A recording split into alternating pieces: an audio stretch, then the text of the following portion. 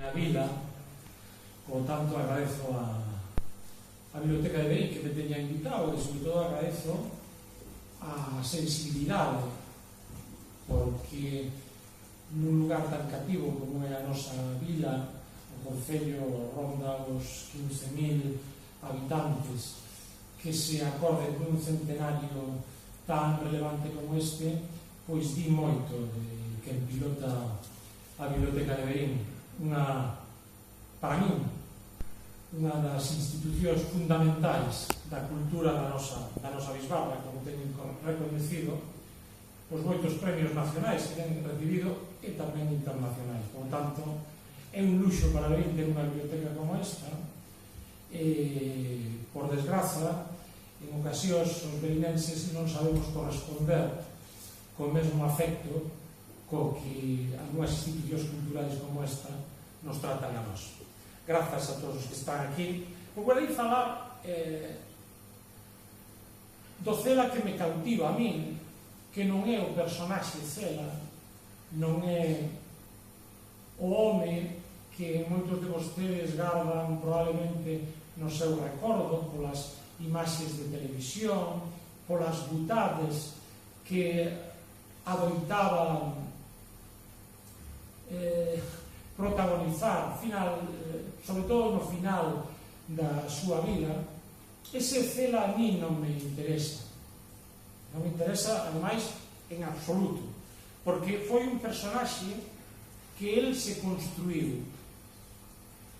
Cela, o home Cela non era así, ni moito menos, pero o home Cela a min tampouco me interesa.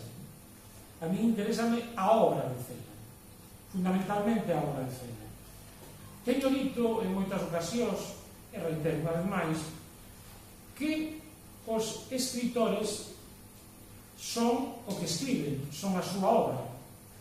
Isto quere decir que unha persoa tan detestable como Céline, que foi un home que apoiou os peores fascismos de Europa, que apoiou mesmo a Hitler, escribise poemas tan maravillosos como os que aparecen na súa viaxe a fin da noite. Quero con isto dicir que obra e autor non son o mesmo. Unha persoa excelente pode escribir libros nefastos e unha persoa vil e pérfida pode escribir obras de arte extensas, espléndidas. Eu non entro na personalidade de Cela, ignoro se era unha persoa excelente ou non, pero do que si dou fe é que Cela foi probablemente un dos novelistas máis extensos que deu a literatura en español e me atrevería a dicir que a literatura mundial. Un novelista rotundo, dende a súa primeira novela, o Pascual Duarte do ano 1942, ata a última, Madera de Bojo. Cela foi premio Nobel no ano 1989. Dentro duns días, precisamente, cumpriránse 27 anos da concesión dese Nobel. Foi o 19 de outubro do ano 1989. Antes que el, 4 escritores en lingua española, de nacionalidade española, recibiran o premio Nobel. O primeiro foi don José Chegaray, no ano 1904. A don José Chegaray xa case ninguén o lembra. Foi político, creo recordar que fora ministro de Facenda e ministro de Fomento. Foi un dramaturgo de obra considerable, voluminosa, pero a min non me cativou nunca. E máis, recordo del, a única obra que recordo eu de José Chegaray é El Gran Galeoto.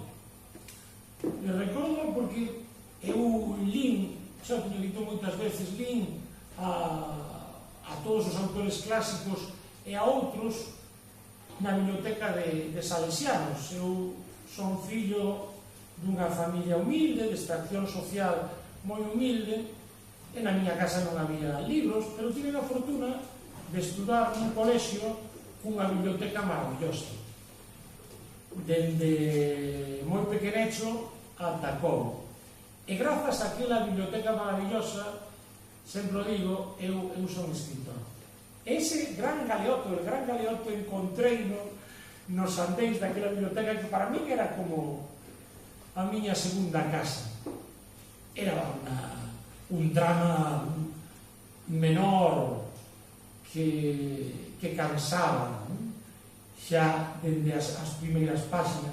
Porén, tivo un éxito rotundo, como toda a obra de José Chegaray. José Chegaray, cando asistía ás súas representacións en público, saía moitas veces en ombreiros, como se fose un toureiro, ou facíanos subir ao escenario e aplaudían, fíxense vostedes.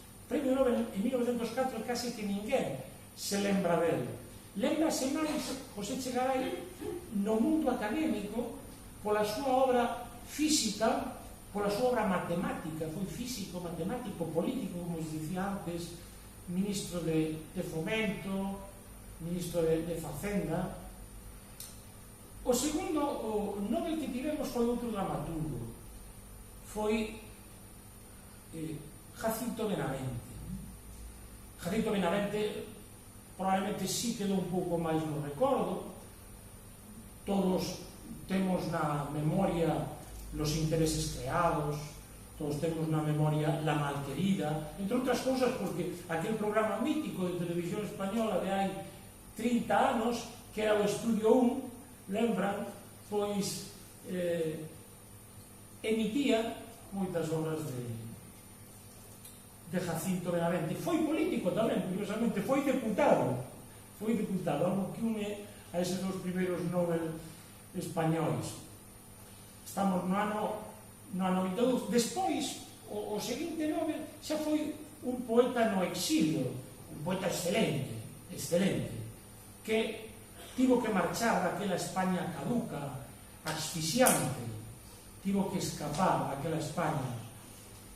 Estou a falar de Juan Ramón Jiménez, un autor que por fortuna os nosos rapaces aínda seguen a ler.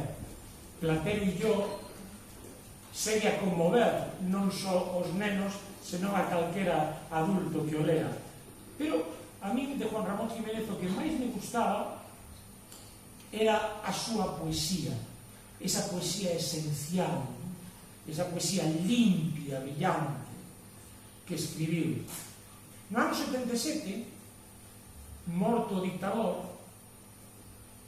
recibiu o premio Nobel Vicente Aleixandre. Nos premios Nobel sempre existe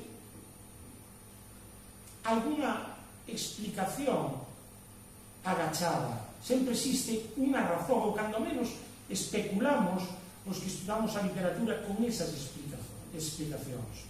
Eu creo que o Nobel do 54 a Juan Ramón Jiménez e o Nobel do 77 a don Vicente Aleixandre respondía a recoñecer xa a esa España que tivo que sufrir o exilio, a esa España que tivo que sufrir 40 anos dunha dictadura terrible, e máis no cultural, que foi unha dictadura que queimou os libros, que queimou o coñecemento. Falo en metáfora e non só en metáfora. E eses dous premios Nobel quixeron recoñecer a esa España do exilio, a España sufrida, e a España xa que entra con pleno dereito nas democracias europeas. Existe sempre unha razón para un Nobel o máximo literario. No caso de Cela, só existen razóns literarias.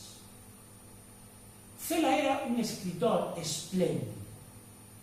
E co paso dos anos xa imos esquecendo a ese personaxe do que lles falaba ao comenzo, ese personaxe histriónico que ocultaba en certa medida a súa obra. As razóns da concesión do Premio Nobel a Cela son estricta e únicamente literarias. Era, insisto, un escritor espléndido. Non é políticamente correcto dicilo, entre outras cousas, porque Cela tiña o costume, como fago eu tamén, de non ocultar o que pensaba. Ele escribía o que pensaba, sostiña o que pensaba con argumentos, e xa saben vostedes que non é políticamente correcto un determinado modo de actuar nos escritores, non? Os escritores, para entrar no parnaso literario das actualidades múltiples da contemporaneidade, pois normalmente militan políticamente na esquerda. Cela nunca o fixo. E máis, aínda se divulgaron del cuestións que nada tiñan que ver coa súa obra. Efectivamente foi censor. Efectivamente ofreceuse en moitas ocasións o franquismo para dar conta de persoas con actitudes non propias daquel réxime. Iso sucedeu. Pero temos que contextualizar tamén aquela época, non? Don Vicente Risco, a que tanto debemos os galegos, tamén foi un home que estivo próximo a Falanxe. Don Gonzalo Torrente Ballester, incluso poetas que agora son nacionalistas e independentistas, fixeron sonetos a Franco. O que pasa é que unhas cousas esquécense e outras cousas non. A algúns perdóase de todos e a outros non se les perdoa tanto. En todo caso, son nimiedades, son anécdotas. Dun artista importa a obra. Con iso empecé e con iso quero seguir. 1989, concesión do Premio Nobel, e tiña o ben merecido. Cando empeza este percorrer literario grandioso de Cela? Empeza con 26 anos. Ano 1942, nace no 16, publica La familia de Pascual.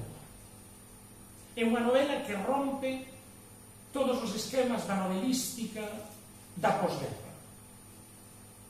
Unha novela tremenda que ninguén dos que a estudaron profundamente concibe como pasou o primeiro filtro da censura. Curiosamente, a segunda edición foi censurada. A primeira edición pasa o filtro da censura, e fíxense vostedes o que narra o Pascual Duarte, non? En Extremadura, un home que asasina, un home cruel, despiadado, que, por certo, despois de Extremadura ven a Coruña, non? Pero que ten de cativador esa novela? Pois ten de cativador que, mentres a novelística que se facía daquela, unha novelística de contido moi social, esta é unha novela profundamente literaria, estilísticamente brillante, capaz de romper o molde canónico do que ata daquela se coñecía. Inaugura esa corrente literaria que se denominou tremendismo, non? E o seu éxito é rotundo. É dicir, con 26 anos, Cela pode vivir da literatura. Antes quixo ser moitas cousas. O que sucede é que un escritor é só escritor. Igual que un artista é só artista, ainda que teña que facer outras moitas cousas para sobrevivir. Cela, o primeiro que estudou foi medicina. Despois, o seu pai, que era axente de aduanas, quixo que el fixese a oposición tamén de axente de aduanas. Estudou Dereito, 3 cursos de Dereito e algunhas asignaturas de cuarto e quinto. E escribiu a súa primeira novela, La familia de Pascual Duarte, fundamentalmente en unha oficina. Era oficinista. Oficinista do Sindicato Nacional Textil. Un oficinista. Aí empeza a súa a súa carreira literaria. Éxito rotundo, como lles decía. Comeza a vivir da literatura e cando ti fas algo que tes éxito, con eso, o normal, a maioría dos escritores, é non cambiar. Se che vai ben, para que cambiar. Porén, Cela é todo o contrario, e iso é o que me cativa a min de Cela. En cada obra reinvéntase, en cada obra abre un novo camiño, en cada obra ten un desafío consigo mesmo, pelexa consigo mesmo e é capaz de inventar un mundo novo. Esa é a grandeza dun escritor. Esa é a grandeza dun escritor. E a historia que conta cada unha das súas novelas, ao final é mergullada por esa onda de xenio, por esa onda de estilística rotunda, por esa onda de innovación. A seguinte novela, Pabellón de Reposo, é unha novela absolutamente innovadora. Pabellón de Reposo, un sanatorio de tuberculosos onde se desenvolven numerosos monólogos. Unha novela fascinante. El tivo tuberculose. Xa saben vostedes que a tuberculose era unha enfermidade moi literaria, non? Quedaba certo pouso literario, sobre todo cando non se coñecía ben o que era. Lord Byron sempre adoitaba citar esa enfermidade. Schiller, Cela tivo tuberculose. Don Miguel Hernández morreu no cárcere tamén de tuberculose. Gustavo Adolfo Bécquer. A historia está chea de xenios que estiveron enfermos do pulmón. Tiña un certo hálito romántico porque facíase un certo paralelismo entre sufrir esa enfermidade e o xenio. Obviamente, cando o señor Koch descobre o vacilo que provoca, finais do 19, perdón, que provoca a tuberculose, xa ese hálito romántico cae, non? O señor Koch dice que o vacilo que provoca a tuberculose pois dase fundamentalmente en situacións insalubres, de suciedade, de pobreza, non? Aí é onde está ese vacilo a tuberculose.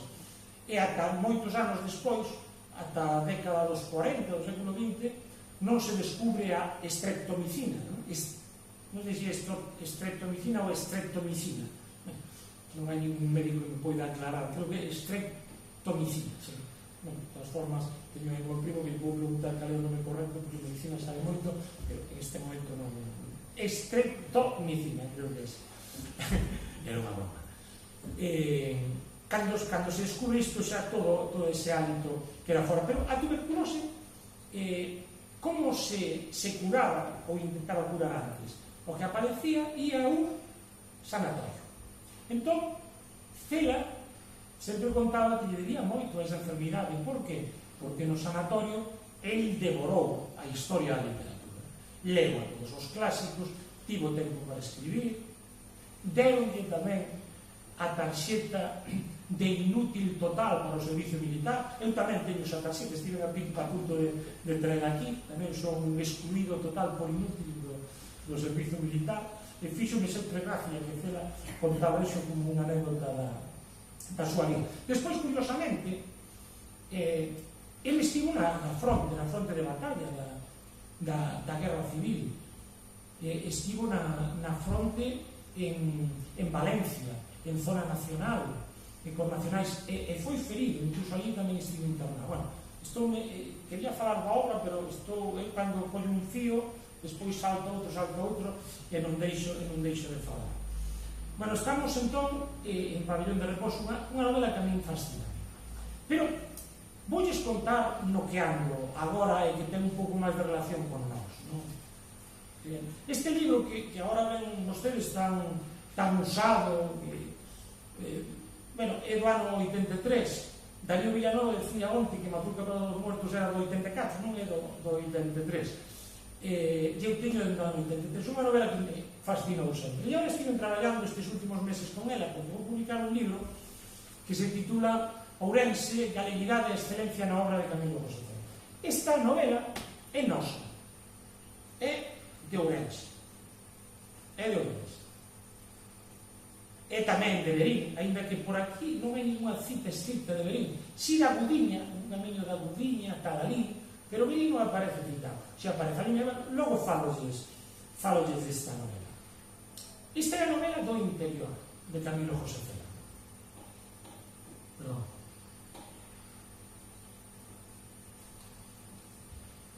Ele sempre dixo que tiña unha débeda profunda con Galicia. Ele sempre presumiu de galego. Fixen vostedes ata que punto presumiu de galego, que na entrega do Nobel, no discurso da entrega do Nobel, di que a gran poeta da historia literaria é Rosalía de Castro. Entrega do Nobel. Eu sei que moitos discuten a galeguidade de Cela, eu intentarei argumentar o contrario. Decía antes que él quería escribir unha novela do interior, e esta, Mazurca para os Muertos, unha novela do mar, que foi a última que publicou, que era Madera de Boj. Despois ten unha novela do Val do Ullán, que en realidad son as súas memorias de infancia, un libro delicioso, que se titula La Rosa, moi lírico, moi idealizado tamén. E finalmente ten unha novela que a min, iba a dicir, non me gustou, pero sería un pouco atrevido, un pouco usado decir eso da obra de Camilo José Cela. A novela da Coruña, esta que tivo o litixio cando ganou o Premio Planeta cunha escritora coruñesa, La Cruz de San Andrés. A mí é a novela de Cela que menos me agradou. Preguntaronme moitas veces: ti crees que de Cela? E non contesto, porque pareceríame ousado dar tamén unha resposta, pero é a novela que menos me gustou. Pero si son estes 4 textos que lles cito, textos imbricados absolutamente en Galicia. Madera de Boj, a Costa, La Rosa, Iria Flavia, Mazurca para os Muertos, o interior. Vou con ela porque esta é unha novela xeñal, divertida, xeñal, como todo Cela, cunha investigación lingüística que non houbo autor español tan interesado pola filoloxía, pola investigación lingüística nas súas novelas. Esta Mazurca para os Muertos céntrase moito na zona de Oseira, na zona de Cea, pero, como vos digo, hai referencias a Santiago, a Xinzo, etc.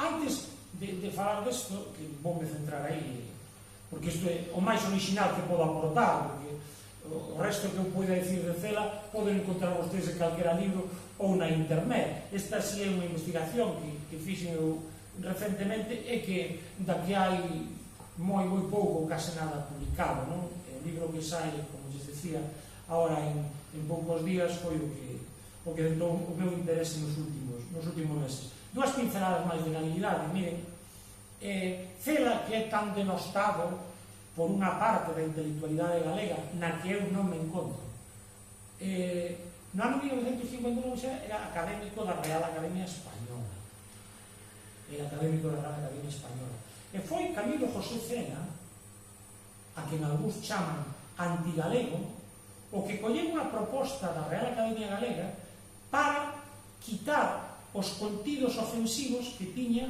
a voz gallego. Antes de decir gallego era decir mozo de cuerda, por exemplo. Antes de decir gallego era decir pardo, escaso de inteligencia. Bueno, aínda na actualidade recente política aínda vemos esos casos desafortunados, vergonzantes e humillantes para calquera galego, como que alguén nos chame ignorantes, alienados ou escravos. Sucedeu esta semana. E pronunciou esa frase un intelectual galego tamén, fíxense vostedes. Cela non era así, non? Cela, no ano 59, encargouse de presentar para a Real Academia Española esa defensa da voz galego. E non só iso, porque isto sí que hai moi pouca xente que o coñece. O galego era tratado por o dicionario da RAE como dialecto. El gallego é un dialecto, que foi Cela quen dixo, non. El gallego non é un dialecto. El gallego é unha lengua. E foi Camilo José Cela quen presentou esa proposta a Real Academia Española. Estas cousas eu coido que é bo que se saiban, é bo que se transmitan, non? E incluso máis, nos anos 80 foi Cela quen solicitou un plan oficial da toponimia galega para que Ourense sexa Ourense e non Orense, para que Sanxenxo sexa Sanxenxo e non Sanjenjo, para que a Coruña sexa a Coruña e non a Coruña. Ese foi Cela, o home que presumía sempre de ser galego. Curiosamente, outros presumen de ser galegos cando están aquí e cando están en Madrid ou en calquera capital europea presumen de ser de outros lugares. Ben, imos coa Mazurca a ver se es pode aportar algo que desperte o seu interese para lela ou para relela se ainda non o fixeron. Miren, deste libro don Domingo García Sabel dixo: esto es lo que hay en el libro de Cela: presencia gallega, comunicación gallega y emoción gallega. Porque entendámonos de una vez, lo gallego no es tanto el relato en sí como la urdimbre de su creación. Y esta novela é rotundamente galega. Pertence á literatura galega? Non. A literatura galega é únicamente a que está escrita en galego. Ese é un criterio filolóxico, e de aí, obviamente, non me pode mover ninguén. Non hai argumentación posible para o contrario. Pero esta novela pertence tamén á cultura galega. A cultura galega.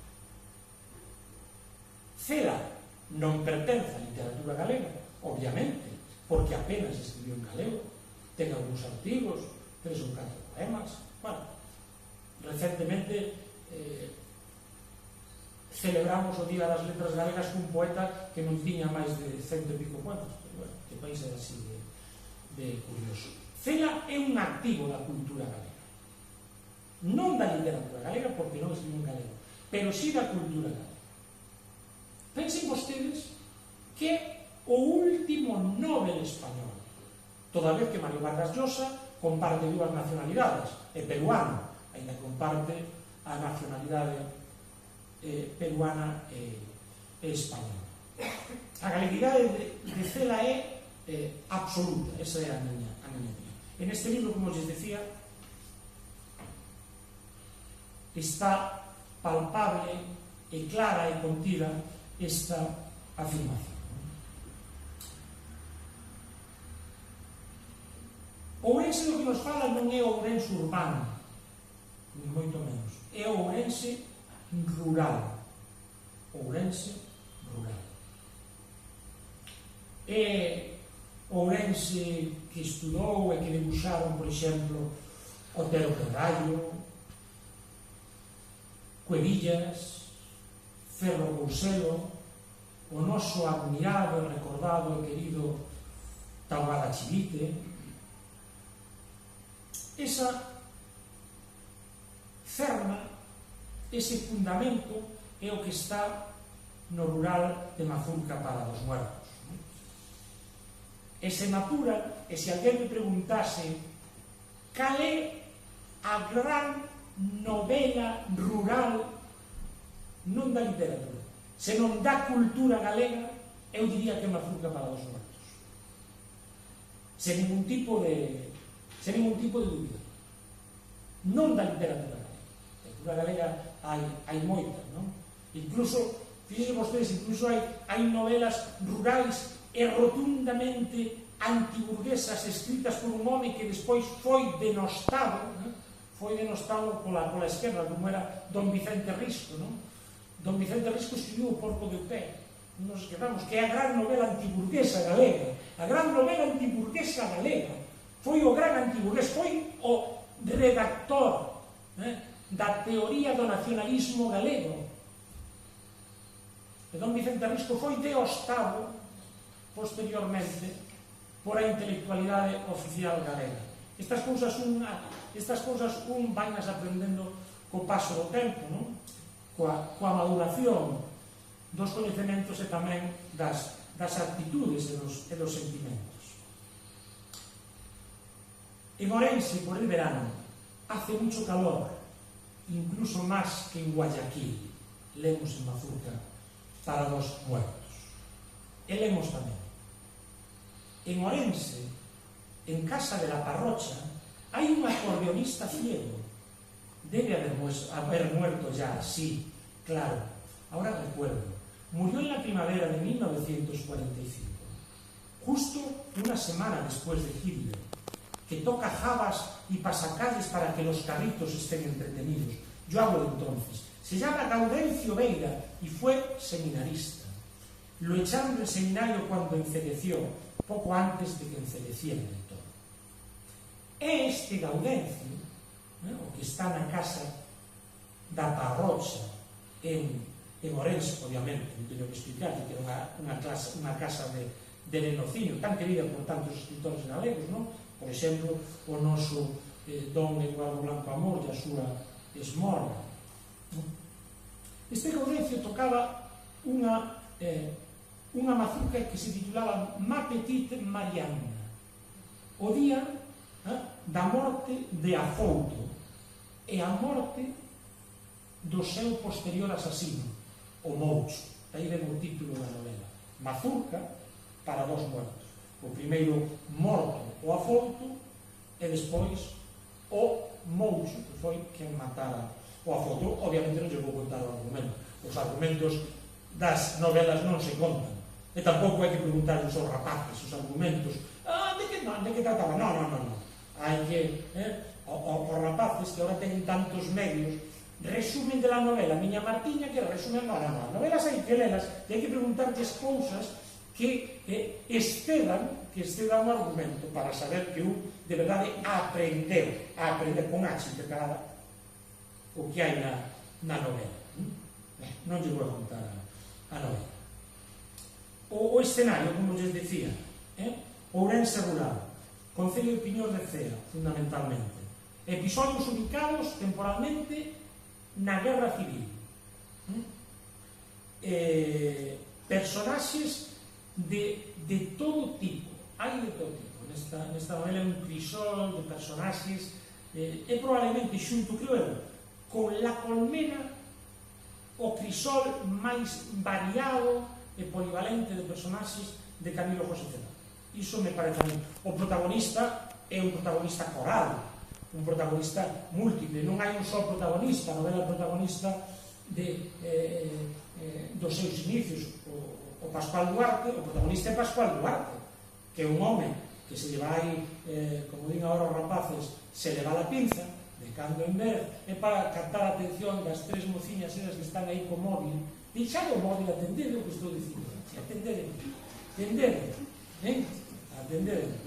o Pascual Duarte se levaba a pinza de cando en vez e facía as cousas que fixo en contra a novela. Este protagonista coral, igual que La Colmena, protagonista coral, que é unha innovación a mediados do século XX, unha innovación que nos ven de novelas, estou rollando outra vez con cousa fío que vai a fío, que nos ven de novelas como Manhattan Transfer de John Dos Passos, que non vende novelas como As uvas da ira de John Steinbeck, non? Aí ese protagonista colectivo, non? Protagonista colectivo. Non hai un só protagonista, como era as novelas decimonónicas, por exemplo, Madame Bovary, a protagonista é Madame Bovary, non? Aquí o protagonista son moitos, La Colmena tamén, non? moitos protagonistas. Bueno, a lingua é tan galega, fíxense, tan galega que na fin da novela hai un diccionario de palabras, cabuxa, cabra, cachifo, juguetón, travieso, cachola, cabeza. Aquí hai un diccionario final. Fíxense vostedes de galega esta novela. Cando digo galega, enténdanme vostedes culturalmente galega. A literatura galega é a que está escrita en galego, nada máis. Eso é algo que debe quedar sempre claro. Ten un elemento moi galego tamén que vai tamizando toda a novela, a chuvia. Llueve mansamente y sin parar, llueve sin ganas pero con una infinita paciencia, como toda la vida.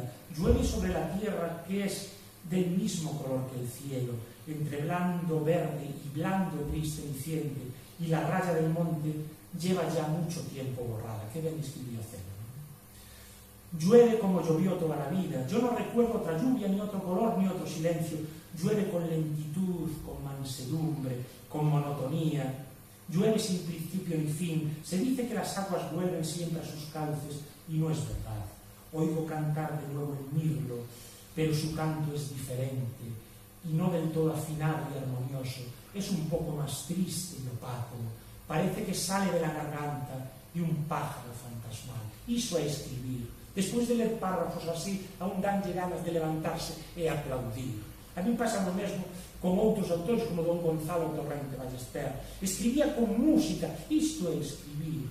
Escribir non é só contar historias, é ser capaces de dibuixar pentagramas e colocar notas de color neses pentagramas, e que as palabras sexan capaces de crear música, armonía.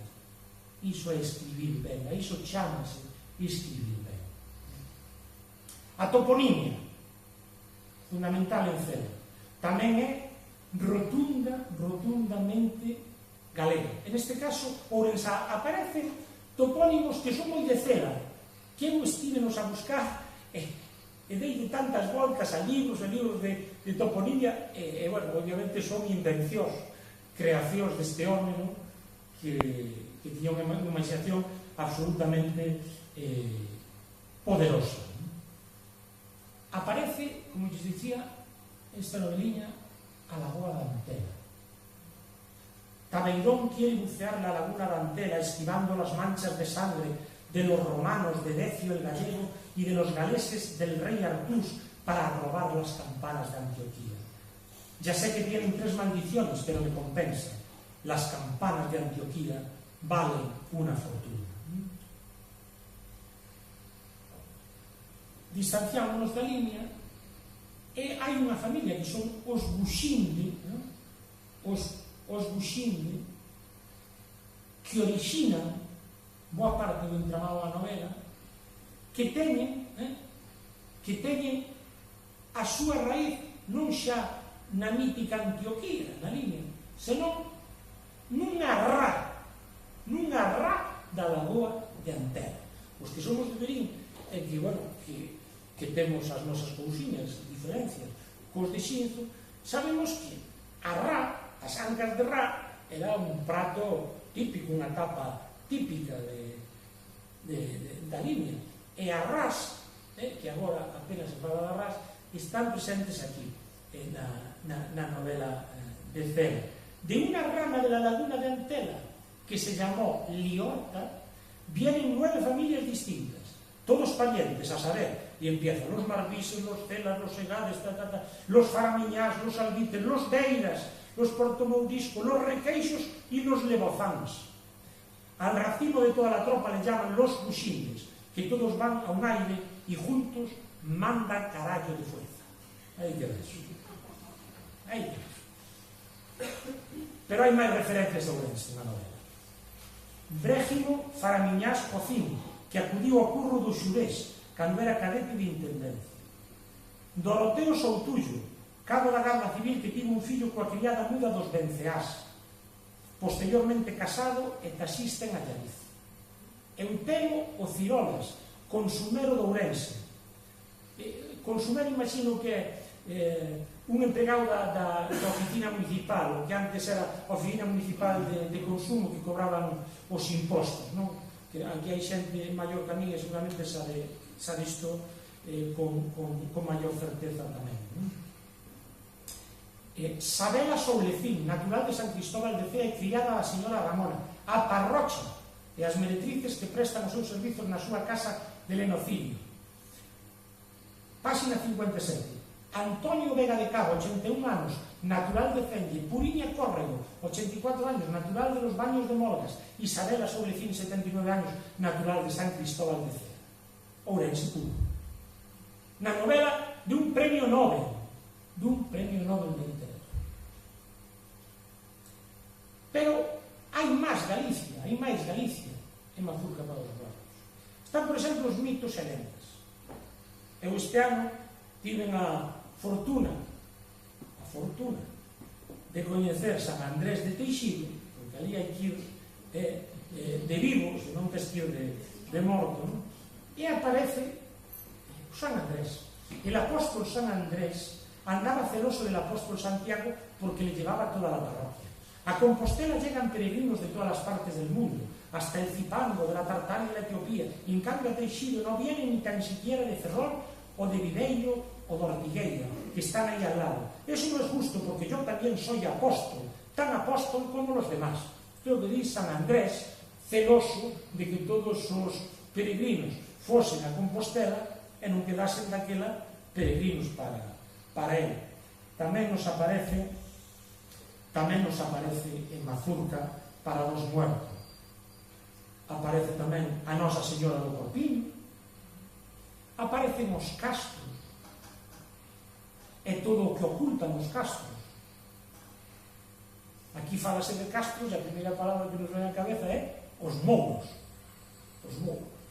Eses seres míticos que andaron por Verín e pola súa comarca e que aínda perduran na memoria das nosas xentes, que son os guardiáns verdadeiros, os guardiáns verdadeiros do que somos nós.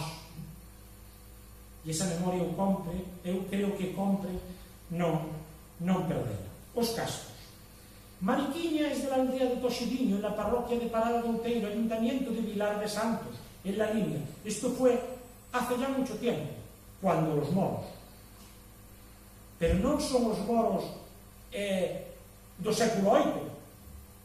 Non, son os moros do que fala a tradición rural galega.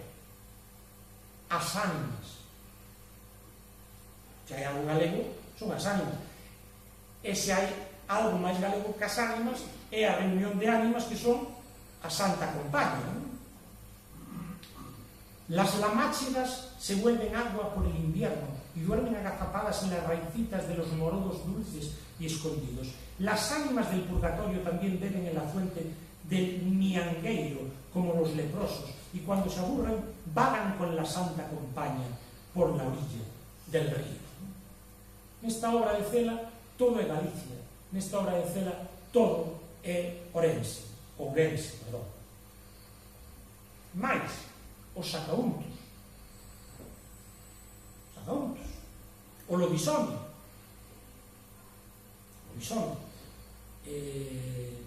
que popularizou tanto a película El bosque del lobo de Pedro Lea, que protagonizaba, como ustedes lembran, esta o toro de bigote que traballaba con Gracita Morales, que se me foi o nome,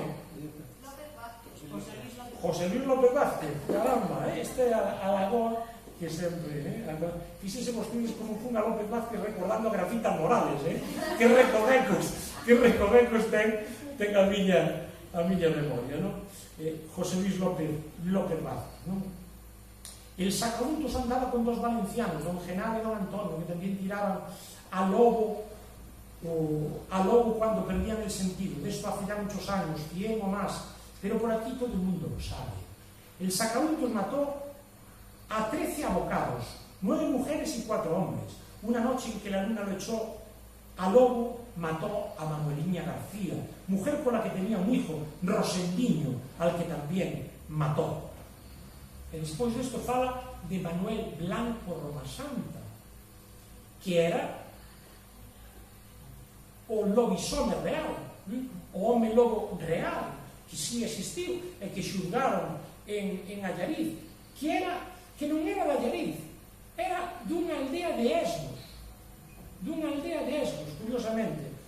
O noso Taboada alguna vez tamén cita esta tradición, mito que hai na nosa memoria, non?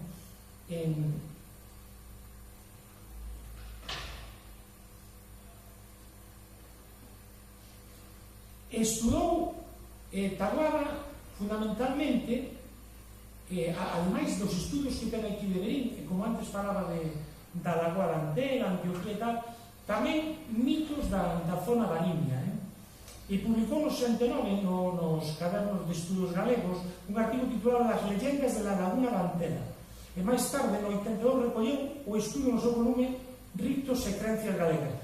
Taboada tamén falaba das ras da lagoa, e desas ras da lagoa, dunha desas ras da lagoa naceu a mazurca para dos muertos.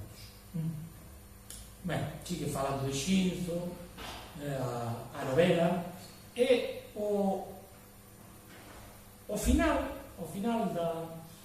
da novela xa se centra fundamentalmente nesa outra zona, a zona de Oseira, a zona de Piñor de Cea. Aí onde acontece o final da novela, que é moi paralelo, podemos dicilo, aos contidos que amosaba Camilo José Cela en La familia de Pascual Duarte.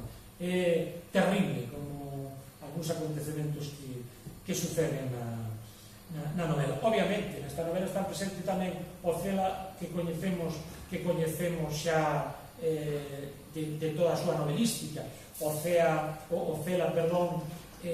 que sentía moita querencia pola narración de escenas de sexo nas súas novelas, o Cela que en ocasións se amosaba case que coprofílico. Onte, non sei se fixaron vostedes, bueno, os 6 que estábamos onte, no documental de Cela aparecía na fundación, na mellor fundación, casa, museo dun escritor que hai no mundo, sen dúbida esa, onde traballa unha filóloga, como citaba antes Vicente, unha filóloga que era aquí de Verín, Lourdes Regueiro, que leva moitos anos traballando ali e que fai un labor impagable. E se fixaron vostedes, había unha colección de vacíns, de vacinillas. A mí unha das cousas que máis me chamou a atención cando fun ali, tiña unha colección pero enorme, de dúcias e dúcias de vacíns, de vacinillas. Era moi... Cela era para coleccionar, era unha persona moi preocupada, porque iso, botellas que bebía, esta botella de vina con Picasso, esta botella con Joan Miró, etc. El viviu sempre para a trascendencia, el viviu para a posteridade. El, dende que era un mozo, todo o que saiu dele en prensa, todas as ocasións magnas que viviu, todas as tiña narradas e todas están na súa fundación, porque el viviu para a posteridade. El sempre pensou que tiña un afán de trascendencia. Bueno, non o pensou, el tiña afán de trascendencia, e efectivamente trascendeu. E recordarase, coido que Cela será un dos escritores que queden ao longo da historia da literatura. Xa vou casi nunha hora, vou rematando. Agora podía seguirles falando de todo o estudio este que fixen da Mazurca, que é unha novela comensal. Concluímos. A galeguidade de Cela non é discutible baixo o meu punto de vista. Camilo José Cela ejerceu de galego sempre. E é, polo tanto, unha personalidade intelectual que os galegos debemos guardar e admirar. Imaginen vostedes que faría a cultura catalana se tiveran un Nobel de literatura. Non o teñen. Imaginen vostedes calquera outra cultura nacional de España, País Vasco, Cataluña, Galicia, son as tres culturas propias de seu, todos temos un idioma propio. Imaginen que calquera desas culturas tiveran un premio Nobel. Imaginen vostedes os cataláns. Estou convencido que lle facían ali a carón da Sagrada Familia unha cova pola que pasaríamos todos para ser bendecidos. Obviamente antes teníamos que pagar 20 ou 25 euros por ano. Pois aquí en Galicia dándolle as costas a Camilo José Cela. E iso é algo que eu non podo comprender, que non podo admitir, que me parece impensable. E aínda que estamos poucos aquí, fago un chamamento para que nas súas amistades, nos seus círculos, digan que Cela era galego, e que era un galego que presumiu de galego, e que é o único premio Nobel que temos nós. Premio Nobel de Literatura. Cúmprese o centenario. A Biblioteca de Verín acordouse dese centenario, polo tanto, eu felicítome de ser verinés. E a vostedes invito fundamentalmente a xente máis nova a que lean a Cela, a que lean a Camilo José Cela, porque é un escritor que nunca nos deixará indiferentes. Cela non conta historietas, non conta